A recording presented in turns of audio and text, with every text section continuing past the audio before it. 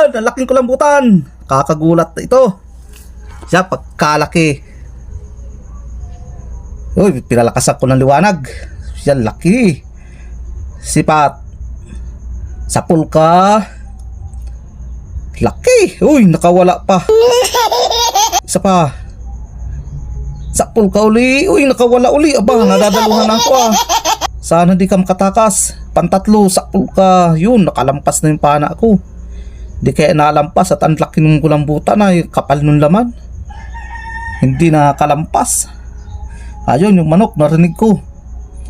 Di ka nang makatakas. Yan, laki. 3 dangkal ko ito.